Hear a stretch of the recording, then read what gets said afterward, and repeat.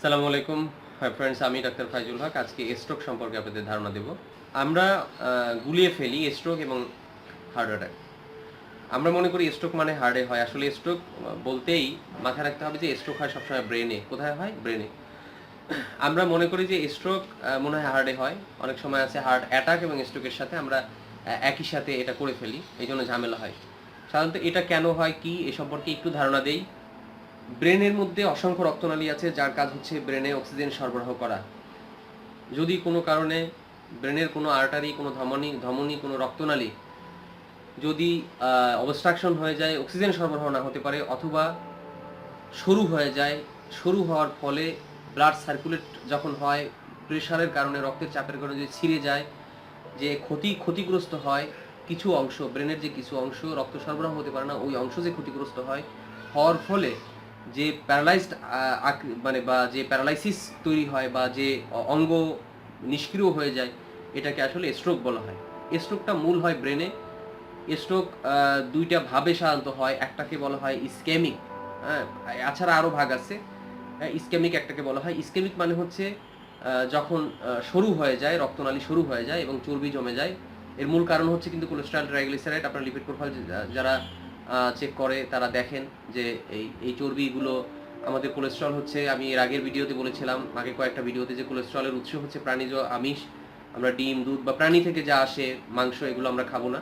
তাহলে আমি কি আমাদের শরীর কোলেস্টেরল পাবে না। আর ট্রাইগ্লিসারাইড হচ্ছে উদ্ভিদ উৎস থেকে যে তেলটা পাওয়া যায়, এটা হলো ট্রাইগ্লিসারাইড। এটা অতিরিক্ত আমাদের শরীর জমে যায় কারণ আমরা পরিশ্রম করতে পারি না, আমরা ব্যায়াম করি না, আমরা ব্রেন খাটাই, কিন্তু আমরা শারীরিক পরিশ্রম করি না। ফলে এর পরবর্তীতে কি হয়, এই রক্তনালী, ব্রেনের রক্তনালীর ভিতরে এই চর্বিটা জমে যায়। জমে গেলে যখন চিকন হয়ে যায়, ব্লাড সার্কুলেট হতে পারে না, তখন কোনো কারণে এই রক্তনালীর মধ্যে যদি কোনো ক্লোট বা কোনো চর্বির দলা, কোনো রক্তের দলা যদি আটকে যায় এবং রক্ত প্রবাহিত না হতে পারে, ফলপরিণত এখানে অক্সিজেনের স্বল্পতা তৈরি হবে। আর ওই অংশে অক্সিজেন যদি না যায়, ব্রেনের ওই অংশে কাজ নষ্ট হয়ে যাবে। কাজ নষ্ট হলে কি হবে, ওই অংশ আর কাজ করতে পারবে না। এটাকে বলা হয়, তখন এই অবস্থাটাকে বলা হয় ইসকেমিক, যে স্ট্রোকটা হয় ইসকেমিক। আর একটা হয় হ্যামোরেজিকটা, হচ্ছে যদি কোনো কারণে যে চেকন হয়ে গেছে, ব্লাডের প্রেশার হয়েছে, প্রেশারের কারণে ফেটে গেছে, ইন্টারনাল ব্লিডিং হয়ে গেছে, ব্লিডিং হয়ে জমা হয়ে গেছে ব্রেনের মধ্যে, তখন ওই কারণেও ওইখানে ওই অংশে কার্যকারিতা নষ্ট হয়ে যায় বা কাজ করতে পারে না। কাজ করতে না পারলে যে অবস্থাটা হয়, এটাই হচ্ছে স্ট্রোক। তাহলে আমরা দুইভাবে বুঝলাম। একটা হচ্ছে রক্তনালীর মধ্যে যদি কোনো কিছু আটকে যায়, কোনো ক্লোট, রক্তের দলা, কোনো চর্বি এরকম আটকে যায়, রক্ত প্রবাহিত না হতে পারে। আরেকটা হচ্ছে যদি ছিঁড়ে যায়, ইন্টারনাল ব্লিডিং হয়। হ্যাঁ, এটাকে বলে না যে ব্রেনে রক্তক্ষরণ হয়েছে, তখন এটা হয়। অনেক সময় রক্তক্ষরণ হলে, রক্ত জমাট বাঁধলে অনেক সময় অপারেশন করতে হয়। এর ফলে কি হয়, এর ফলে যখন স্ট্রোকটা হয়ে যায়, স্ট্রোক হলে আমাদের ডান পাশ সবসময় বাম পাশকে নিয়ন্ত্রণ করে, দেহের বাম পাশকে নিয়ন্ত্রণ করে, আর বাম পাশ সবসময় ডান পাশকে নিয়ন্ত্রণ করে। এইখানে আমরা যে আমাদের যে হাত, এই হাতের যে এই যে আমি হাত করছি, নাড়াচ্ছি, এখানে অনেকগুলো নার্ভ আছে, যে নার্ভগুলো স্পাইনাল কর্ডের মধ্যে হয়ে আমার ব্রেনের ভিতর চলে গেছে, এখান থেকে সিগন্যাল দেয়। হ্যাঁ, সিগন্যাল ইম্পালস হয় আর কি। এই সিগন্যালগুলো আমার আসতে পারে না, তখন আমার এই নার্ভগুলো ঠিকভাবে কাজ করতে পারে না। কাজ না করতে পারলে আমার এই অঙ্গ দেখা যাবে নষ্ট হবে না, ব্লাড সার্কুলেট ঠিকই হবে, কিন্তু এই অনুভূতি শূন্য হয়, হাত কাজ করতে পারে না, একটা সাইড অবশ হয়ে যেতে পারে। এই ডান পাশ অবশ হতে পারে যদি বাম পাশের ব্রেনের ওই অংশটা ক্ষতিগ্রস্ত হয়। আর ব্রেনের যদি বাম পাশ হয়, দেহের ডান পাশ, ব্রেনের ডান পাশ হলে দেহের বাম পাশ। দুই পা হতে পারে, আপনার দুই হাতও হতে পারে। তাহলে আমরা বুঝলাম যে আসলে আমাদের যে ব্রেন স্ট্রোক হওয়ার মূল কারণ হচ্ছে কি, যদি চর্বি জমে যায়, রক্তনালী সংকুচিত হয়ে যায়।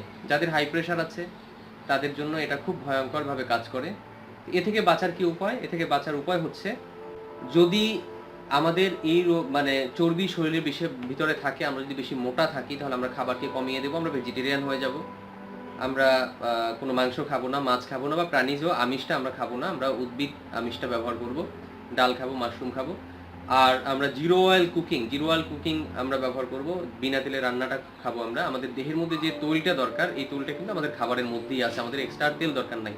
এক্সট্রা তেলগুলো আমাদের দেহে জমতে থাকে, এর কারণে যেমন ব্রেন স্ট্রোক হয়, তেমন হার্ট অ্যাটাকও হয়। এই কাজটা করব। আমরা এক্সারসাইজ চালু রাখবো অবশ্যই, প্রতিদিন কমপক্ষে সকালে আধা ঘন্টা, বিকালে আধা ঘন্টা আমরা হাঁটাহাঁটি করব। একজন ডাক্তারের আন্ডারে অবশ্যই আমরা থাকবো। যদি এই জাতীয় কোনো সমস্যা হয়, আদার্স কোনো সমস্যা হয়, কারো ডায়াবেটিস থাকলে এই রিস্ক বেড়ে যায়, কারো উচ্চ রক্তচাপ থাকলে এই ব্রেন স্ট্রোকের রিস্কটা বেড়ে যায়। তো আমরা ডক্টরের আন্ডারে থাকবো যেন আমরা একটা কন্ট্রোলে থাকতে পারি, আমাদের ব্লাডের ইটা জানতে পারি, যে কোলেস্টেরলের কী লেভেল, আমাদের ট্রাইগ্লিসারাইডের কী লেভেল, এগুলো যেন জানতে পারি। একজন ডায়েটিশিয়ানের পরামর্শে আমরা ডায়েট চার্ট করে নিতে পারি। ইউটিউবে খুব ভালো ভালো ভিডিও আছে, জিরো অয়েল কুকিং লিখে সার্চ দেন তাহলে এরকম চলে আসবে। যদি প্যারালাইজ হয়েই যায় তখন কি করা? আসলে তখন অনেক ক্ষেত্রে, বেশিরভাগ ক্ষেত্রে কিছু করার থাকে না, অনেক ক্ষেত্রে কিছু করার থাকে। এজন্য হেল্প করতে পারে একজন নিউরো মেডিসিন যে ডক্টর আছে, ডক্টর হেল্প করতে পারে।